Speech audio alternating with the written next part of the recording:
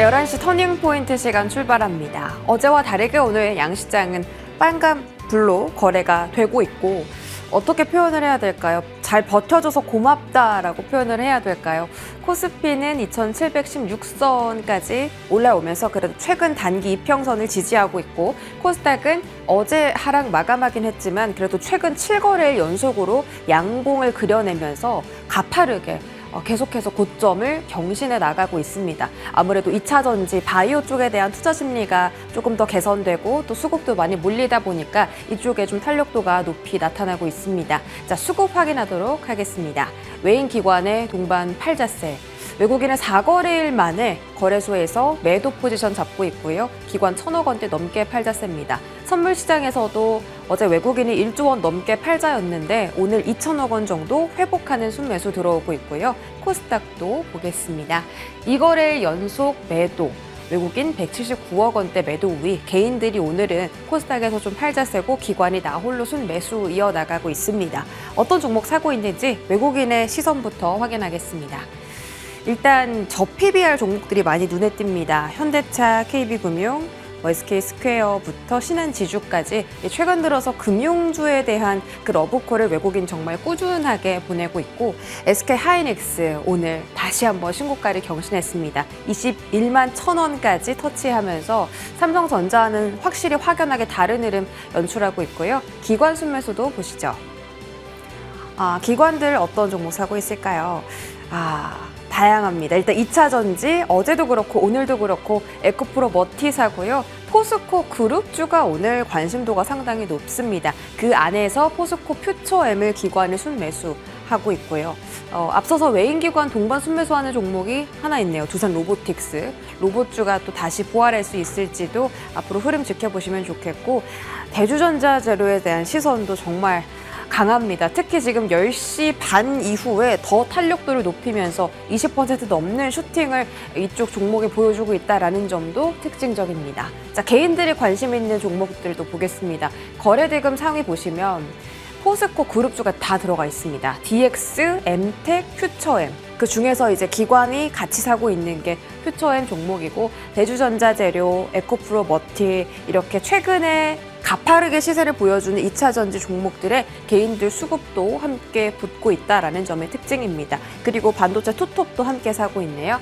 자, 2차 전지 종목들 시세 한번 보시면 오늘도 리튬 종목들이 강합니다. 리튬 쪽에 이슈가 많은데 공급을 계속 확대한다라는 이야기도 있고요. 하이드로 리튬도 공급에 대한 이야기 있습니다. 그런데 일단 리튬 가격이 문제입니다. 가격이 반등이 되어야 양극재 업체들의 수익성이 좀 개선될 텐데 아직 그런 이야기는 나오지 않고 있고 다만 음극재 쪽에 이제 기아의 EV3의 음극재가 계속 들어가면서 대주전자의 재료에 대한 시선도 높아집니다. 거의 상한가 직전까지 갔고요. 같이 이제 소재단으로 나노신소재도 20%대 급등 나오고 있습니다. 2차 전지 안에서는 대부분 다 소재, 리튬 쪽이 강하게 상승세가 확인되고 있는데 순환매 차원으로 오르는 걸지 혹시 덜 오른 종목에 키 맞추기 현상으로 수급이 또 붙일 수 있을지 투자 관점들 고민해 보도록 하겠습니다. 지금 바로 출발하시죠.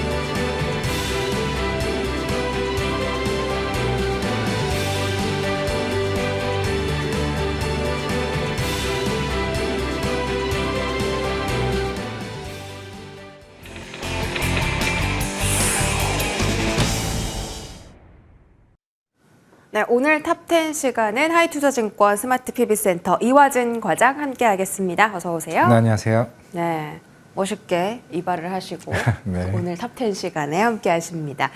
언제나 그렇듯이 반도체 이야기는 좀 시작을 해봐야 할 것 같습니다. 오늘은 대부분 다 쉬어가는 분위기고요. 2차 전지가 아무래도 관심도가 높다 보니까 반도체는 오늘 좀 저가 매수의 기회인지 궁금합니다.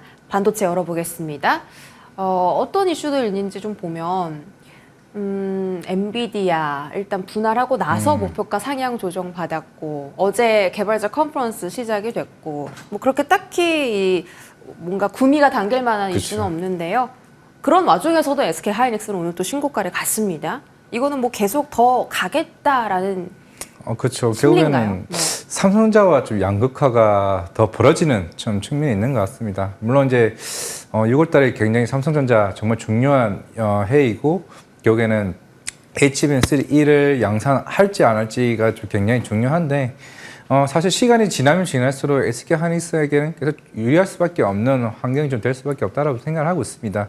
오늘도 6월 10일 1일부터 10일까지 수출액 잠정치도 나왔었는데 그만큼 아직까지는 반도체 쪽에 대한 수출액은 계속 커져가고 있는 측면이기 때문에 결국 이제 SK 하이닉스 입장에서는 이제 HBM 시장을 선점하는 게 훨씬 더 좀 지금 상황에서는 어떻게 보면 가장 유리한 상황이고 결국 엔비디아도 올해 하반기 때부터는 블랙일 가속기를 본격적으로 시장에서 좀 내놓을 것으로 보이고 있기 때문에 향후에 이 시장이 엔비디아 TSMC, SK 하이닉스 이제 이쪽에 관련 삼각 동맹으로 이슈로 인해서 계속 구축이 된다라고 하게 되면은 어떻게 지금 주가가 좀 말해주고 있는 것 같습니다. 그거를 이제 빨리 바꿔줘야 되는 게 지금 삼성전자가 결국 엔비디아 컬 테스트를 빨리 통과돼야 되는 게 굉장히 중요한 관건이라 좀 생각을 하고 있습니다. 근데 이제 계속 나오는 이야기가 테스트를 TSMC가 하는데 해주겠냐 이런 시선이 많잖아요. 그렇죠. 이게 결론은 이제 수요는 이만큼인데 그냥 공급 자체가 이게 굉장히 타이트하다 보니까 어차피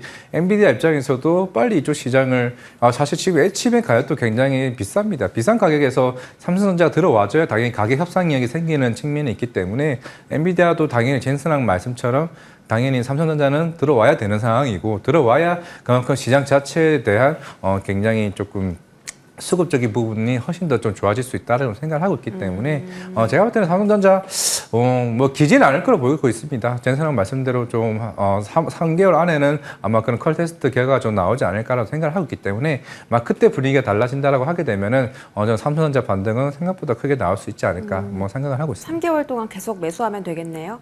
뭐 그게 결과가 잘 나오겠죠. 잘 나와야 될 수밖에 없는 상황이고 문제는 이게 실제적으로 이제 들어간다 하더라도 이게 결국 NCF 방식 자체가 애초에 NUF 이제 쪽은 이제 SK 하이닉스가 하는 것 대비해서 수율이나 이런 전력에 대한 이슈가 그만큼 오히려 삼성전자 하는 방식이 사실 조금 유리한 상황은 아닙니다. 결국에는 향후에 삼성전자도 NUF 방식으로 좀 바꿔줘야 결국에는 그 수율이 개선이 되는 부분이 있고 결국에는 SK 하이닉스를 따라잡을 수 있다고 생각을 하고 있기 때문에 그 시간이 사실 그 자체 설계 시간이 대략 6개월 정도 걸린다고 얘기를 하는 상황이기 때문에 과연 이거를 버리고 삼성전자가 선택을 할까라는 생각도 있기 때문에 결국은 굉장히 중요한 결정의 기로에 있지 않나 생각하고 삼성전자 그 과거의 딱 찰나의 네. 선택이 지금의 상황을 좀 만들어 그쵸. 버렸네요. 그때 HBM 부서에 있는 사람들이 다 SK 하이닉스로 이직을 해버렸으니까 좀 큰 후회를 하고 있는 거죠. 선택되고 그 SK 하이닉스가 어제 또 리포트 나온 게 목표 주가 뭐 24만 원, 5만 원, 29만 원 이야기도 나오던데 우리 이화정 과장님께서는 어디까지를 상승 룸으로 보고 계세요? 삼성전자가 시간을 벌면 벌수록 결국 SK 하이닉스 목표가만 더 올라가지 않을까. 당연히 이제 그럴 수밖에 없다는 좀 생각을 하고 있습니다. 뭐 2분기 실적 굉장히 더 잘 나올 거고 1분기보다는 낸드 쪽도 이미 흑자 전환을 했었기 때문에 여기다 실적 더 좋아질 거고 뭐 D램과 HBM 쪽은 말할 것도 없고 결국 기술력 측면에서 굉장히 우위에 있는 측면이 있기 때문에 뭐 당분간 이쪽 시장 좀 가져가지 않을까. 물론 이제 지금 당장으로서는 이제 HBM이 뭐 내년까지 적어도 내후년 초반까지는 수주 물량들이 꽉 차 있는 상황에서 HBM4 그 이후까지 과연 이제 SK 하이닉스가 삼성전자와 얼마나 기술적 차이가 계속 벌어진다라고 하게 되면은 뭐 결론은 뭐 24만 원, 25만 원이 문제겠습니까? 뭐 30만 원도 충분히 갈 수 있겠죠. 물론 이제 거기에 또 마이크론도 충분히 침투력이 올라오고 있는 상황이기 때문에 결국 이거는 매 순간마다 시장에 대한 분위기 판가는 좀 달라질 수 있지 않나 생각하고 있습니다. 네, 결국 SK 하이닉스의 주가 흐름도 삼성전자에 달려있다. 조금 더 테스트가 늦게 통과돼야 된다라는 건데 삼성전자 주주 분들께서는 좀 속상하시겠어요. 그래서 파운드리 카드도 꺼냈고 그 자사주 매입 카드도 삼성전자가 일단 꺼내긴 했습니다. 이거는 주가에 긍정적인 영향 줄 수는 없을까요? 사실 보통 주가가 올라가고 있을 때 이런 효과를 보여줬으면은 오히려 더 탄력이 붙을 텐데 최근에 파운드리도 최근에 대만에서 열렸던 컴퓨텍스 같은 그에서도 실제적으로 TSMC, 뭐 인텔, 뭐 그리고 AMD 결국에는 사실 삼성전자만 빼고 이제 그쪽에 많이 몰렸고 파운드리 쪽에는 어차피 TSMC가 너무 독보적이고 압도적으로 조금 시장을 좀 나가고 있는 상황에서 결국에는 지금 이게 리사수 CEO죠 그 AMD 네. 결국에는 이게 삼성전자 관련해서 최근에 4나노 관련 DA 얘기도 사실 어느 정도 좀 언급을 좀 회피한 측면이 좀 없지 않아 있는 상황이라서 아마 대규모 수주가 나올까 아니면은 어느 정도 적당선에서만 나올까에 대한 얘기가 계속 나오고 있는 상황이기 때문에 물론 삼성전자도 빨리 파운드리 이 수요를 올리는 게 굉장히 중요한 건 맞습니다. 워낙 이제 거의 TSMC가 거의 50% 시장을 가져가 있고 이제 제가 알기로 삼성전자가 한 20에서 25% 정도거든요. 근데 실제적으로 대량 건수에 대한 수주 물량들 대부분 다 TSMC가 가져가기 때문에 결국에는 삼성전자도 이런 포럼을 개최하는 이유도 그만큼 대량 주문이 나와줘야 결국엔 이쪽 시장을 따라갈 수 있지 않나 생각하고 있습니다. 그러면 뭐 포럼 개최해도 딱히 그렇게 주가에 상승이 될 만한 재료는 없다. 물론 따라가야죠. 따라가는 건 맞는데 이게 물론 아직까지는 사실 워낙 TSMC가 너무 우량 너무 고객들을 독보적으로 네. 가지고 있는 상황이라서 굳이 인텔이나 AMD에서 이쪽 삼성전자에 언급을 줄까? 그럼 삼성전자 돌파구가 뭐예요? HBM도 하이닉스에 뺏기고 그 파운드리도 TSMC에 뺏기고 뭘 돌파구로 둬야 돼요? 그래서 주가가 안 올랐죠. 네? 그래서 주가가 안 올랐던 거고 그때 3월쯤에 주가가 올라간 이유도 네. 결국 HBM 삼성전자가 엔비디아 쪽에 틴트에 올라갈 수 있는 기대감으로 외국인이 수급이 쫙 올라왔었는데 결국에는 그 기대감이 4월 달부터 컬테스트 아닌 것 같아 얘기가 나오면서 그때 주가가 빠졌었거든요. 결국에는 삼성전자는 결국 HBM 돌파구를 뚫어야 주가가 7만 5천 원이든 8만 원이든 갈 수 있는 좀 상황이라고 좀 저는 개인적으로 좀 생각을 하고 있기 때문에 반도체 업황이 개선됐기 때문에 삼성전자다. 저는 이건 아니라고 좀 생각을 하고 있고 당연히 외국인 투자자 매력적인 입장에서는 이쪽 HBM 시장은 더 많이 가져갈 SK 하이닉스에 사야겠네. 이쪽 지금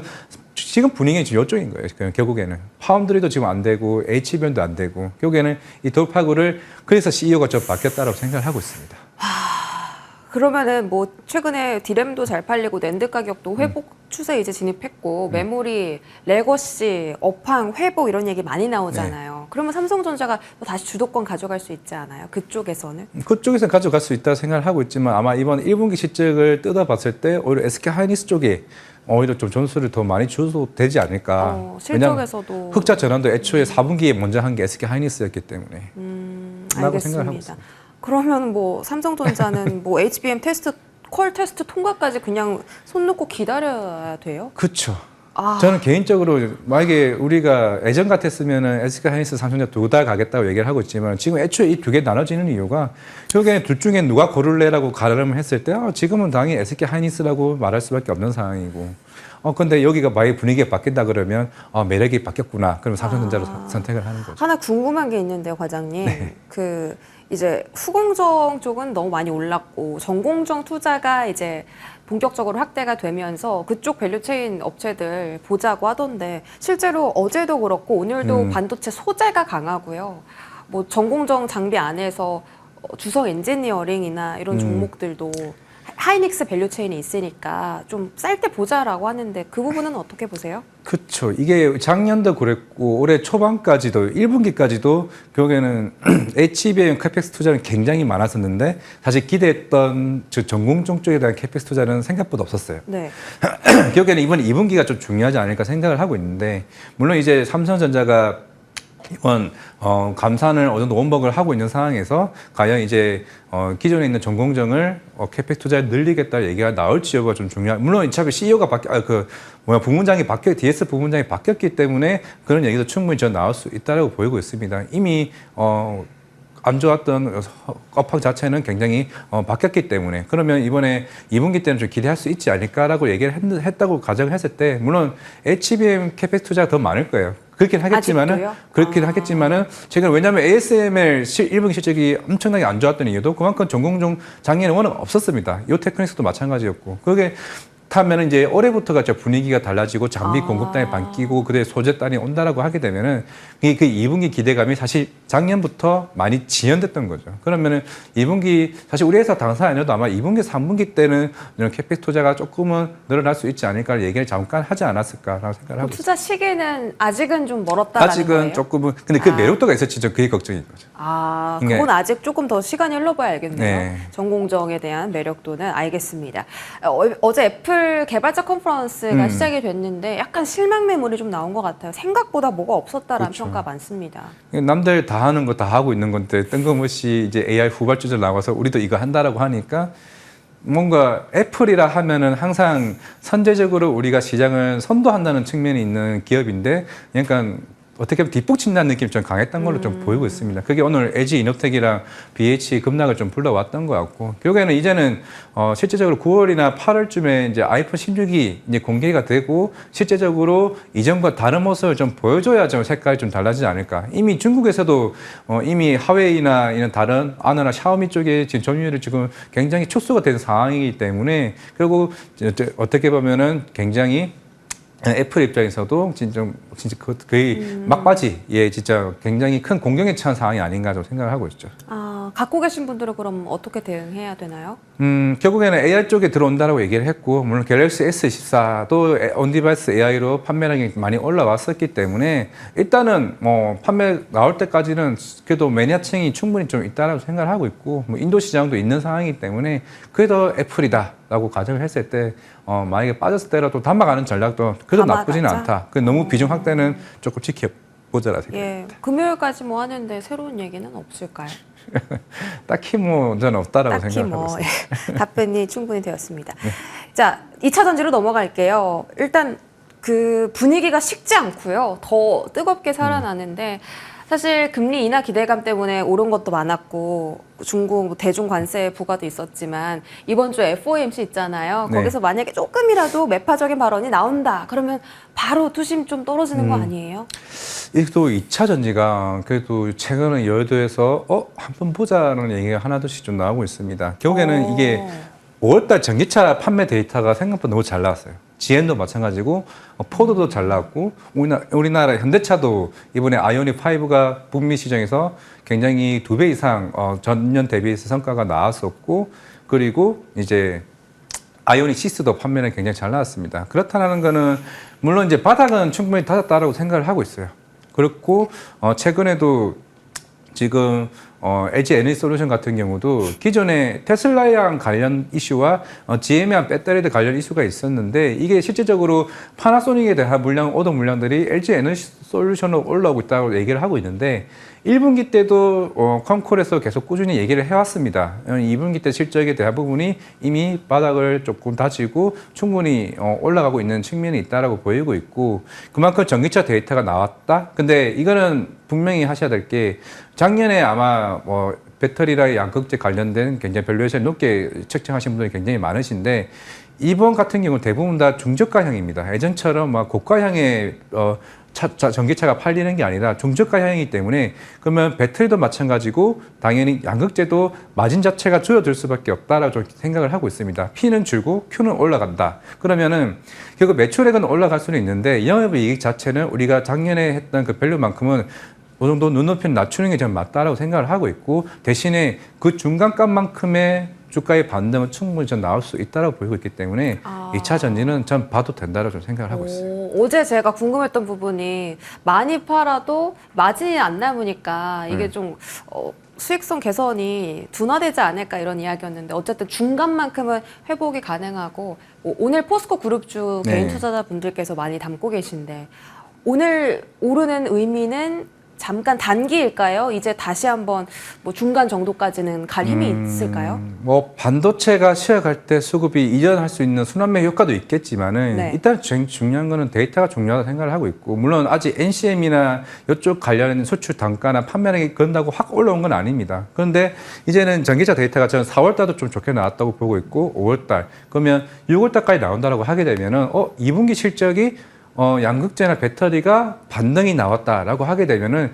좀 수급적인 요인은 충분히 좀 나올 수 있다라고 보이고 있는데 결국에는 지금 이제는 제일 중요한 당연히 아까 EU 관세 그 중국 쪽에 몰리는 흐름에 결국 우리나라 이제 전기차 시장이 반사 수혜를 받을 수 있다고 좀 보이고도 있는 거고 결국에는 이제 향후에 FAOC도 마찬가지겠지만은 우리나라 소재 업체들이나 이런 업체들도 충분히 지금 가동률이 지난주에 제가 조금씩 올라오고 있다라고 몇 개 회사가 좀 있다라고 얘기를 했습니다. 그러면은 2분기냐 3분기냐 이 차이보다도 이제는 내가 볼 때는 지금은 오히려 지금 주식들을 모아가는 단계라고 좀 생각을 하고 있고 우리가 지금 이걸로 지금 당장에 50% 수익을 낸다기보다는 하반기든 내년 상반기든 적어도 지금의 전기차에 대한 데이터가 분위기는 다르다라고 분위기는 좀 엿볼 수가 있다라고 보고 있기 때문에 한번 그런 측면에서 좀 대응을 나가는 게 낫지 않을까 생각을 하고 있습니다. 모아가는 전략으로 2차 전지는 봐야 된다. 보면 다 소재입니다. 대주전자재료, 음극재, 리튬. 오늘 하이드로 리튬, 리튬 포어스 뭐 상한가까지 갔고 이게 소재만 계속 오르는 게 뭐예요? 어쨌든 리튬도 지금 가격이 반등을 해야 되는데 계속 바닥만 가고 있잖아요. 결국 리튬도 사실 중국에 의존할 수밖에 없는 상황이다 보니까 사실 이런 볼리비아나 이런 이슈가 어떻게 보면 시장에서 굉장히 뭐 환호를 할 수밖에 없는 상황이라 좀 생각을 하고 있어요. 결국에는 최근에 바이든 행정부에서도 계속 꾸준하게 중국과 관련된 이슈들을 계속 관세를 매기고 있거나 보조금을 안 준다고 얘기를 계속 꾸준히 좀 나왔었기 때문에 뭐 리튬은 결국에는 가장 이제 원가 절감에서 굉장히 확보할 수 있는 게 중요한 좀 위치에 있는 상황이고 그러면 양극재나 배터리나 이런 낙수 효과 관련해서도 어느 정도 충분히 수혜를 받을 수 있다고 보이고 있기 때문에 충분히 그런 측면에서 아마 오늘 시장에서 좀 더 부각이 받지 않았을까. 아마 최근에 2차 전지 애널리스트나 여러 방송하시는 분들 굉장히 좀 많이 이런 얘기들을 하고 있는 상황이기 때문에 충분히 전 바닥은 찍었다라고 생각을 하고 있습니다. 근데 뭐 미래에셋 증권 쪽에서 2차 전지 회복의 선봉은 장비다라고 했거든요. 그쵸. 장비 대 소재를 본다면 어느 쪽을 볼까요? 결국 이제 내년이죠. 2025년이 이제 LG 에너지 솔루션이 북미 쪽 공장이 이제 착공 이제 완료가 되고 본격적으로 이제 물량들이 나가기 때문에 이제 실질적으로 보통 25년 실적을 많이 밸류를 많이 책정을 합니다. 그렇기 때문에 뭐 아까 PNT나 아니면 CIS와 같은 장비들이 당연히 수주 잔고가 거의 1조 이상 나왔었기 때문에 그런 실적들이 이제 본격적으로 반영되는 흐름이기 때문에 장비가 전 일단은 사실 좀 우선적으로 좀 굉장히 내년부터 봐야 된다고 생각을 하고 있고 이건 SK오도 마찬가지, 삼성 SDI도 거의 25년, 26년 물량들이고 대부분 북미 쪽 시장이. 이건 북미 쪽은 전기차 데이터는 계속 올라가고 있었고 글로벌 시장이 안 좋았던 거지. 이건 북미 쪽의 타겟으로 봤을 때 장비는 이제 본격적으로 나갈 가능성이 높다. 그러면 장비가 제가 볼 때는 우선적으로 보는 것도 맞다고 생각합니다. 우선적으로는 소재보단 장비, 약간 단기는 소재를 보시지만 중장기로는 장비를 보시는 그런 느낌인 것 그렇죠. 같아요. 근데 사실 저도 하이드 리튬 이런 리튬들은 워낙 변동성이 크니까 맞아요. 개인분들에게 좀 그렇고 대주전자 재료나 아니면 나노 신소재 같은 이런 CNT 도전제나 이런 실리콘 음극재 같은 회사들은 결국에는 우리가 주행 거리가 더 좋아져야 되고 충전 속도가 더 빨라지는 게 이제 결국 우리가 원하는 전기차의 향후의 미래의 모습입니다. 이런 첨가제들의 이슈들이 시장에서 계속 부각받을 수 있다라고 생각하고 그럼 있습니다. 2차 전지 통틀어서 탑픽 하나만 받아볼까요? 나노 신소재. 나노 신소재. 지금 질문 끝나기도 전에 나노 신소재라고 말씀 주셨고 오늘 두 자리대 상승인데 그래도 진입합니까? 어차피 많이 빠진 상황에서 이제 반등이 개원 나온 거기 때문에 결국 이쪽 시장에서 이제 나노 신소재가 거의 독보적으로 앞서 나가고 있다. 그러니까요. 어제 출연자분께서도 나노 신소재 좋다 하셨는데 오늘 또 잘 가고 이화진 과장 또 탑픽으로 나노 신소재 받아봤습니다. 자, 마지막으로 바이오 마지막으로 열어볼게요. 알테오세는 어제가 저가 매수의 기회였나라는 생각이 드는데 그런가요? 그냥 떨어질 때마다 계속 담아요? 떨어질 때마다 담아야 된다. 셀트리온도 이야기가 좀 많이 나오더라고요. 최근에 이제 하반기부터 진펜트라 매출 본격화. 그렇죠. 그럼 셀트리온도 같이 담을까요? 자, 이제 셀트리온도 바이오는 말이 좀 길어질 수 있어가지고 셀트리온은 이제 진펜테라도 있고 그리고 졸레아도 있고 내년 상반기에는 스텔라라 바이오시밀러까지 다 북미 쪽이나 유럽 쪽에 나가게 됩니다. 그렇기 때문에 최근에 셀트리온 헬스케어와의 합병을 통해서 1분기 때 그 생산가에 대한 이제 원가가 굉장히 크게 절감되는 모습을 1분기 때 보여줬기 때문에 그 시너지 효과가 진펜트라를 통해서 본격적인 매출이 나올 거고요. 여기에 영향을 받는 게 오늘 바이네스가 또 많이 올랐죠. 결국 바이네스가 셀트리온 관련된 FDA 실사가 얼마 남지 않았습니다. 그러면 셀트리온의 CMO를 담당할 게 바이네스가 2021년 11월 달에 CMO를 한번 MOU 계약을 맺었었기 때문에 셀트리온이 너무 크다. 그러면은 바이네스 전략도 가능하고요. 그리고 알테오젠 말씀을 드리면은 결국에는 이거는 지금 로열티 5% 가정을 하게 되면 42만 원이 목표가입니다. 어민용 옛날에. 애초에 로열티 3%를 가정을 하고 그거 키트루다가 70조 매출 가정을 했을 때 목표가가 30만 원이지. 결국에는 향후에 지금 알테오젠이 임상 자체가 이제 실패를 했다라는 거는 알테오젠의 알트비포에 대한 플랫폼 자체의 가치가 훨씬 더 높기 때문에 사실 30만 원 이하에서는요. 이게 좀 길게 본다라고 하게 되면은 무조건 잡아야 된다고 생각을 하고 있고 아마 6월 달에는 테르가제 국내 임상 허가가 있을 거고 9월 달에는 머크의 키트루다 이제 임상 3상이 마무리가 됩니다. 이게 일단은 단기적인 이벤트라는 걸 좀 말씀을 드리겠고 우리 길게 잡게 본다라고 하게 되면은 저는 40만 원 이상도 더 보고 왜냐면은 ADC, SC에 대한 추가 기술 이전 계약은 애초에 이 밸류에 없습니다. 네. 이게 되면은 더 한 단계 올라갈 수 있다는 거죠. 이화진 과장님이 또 알테오젠을 잘 알고 계신다는 평가가 많던데 오늘 또 40만 원 이야기해 주셨으니까 기대해 볼게요. 지금까지 하이투자증권 이화진 과장과 함께했습니다. 고맙습니다. 네, 감사합니다.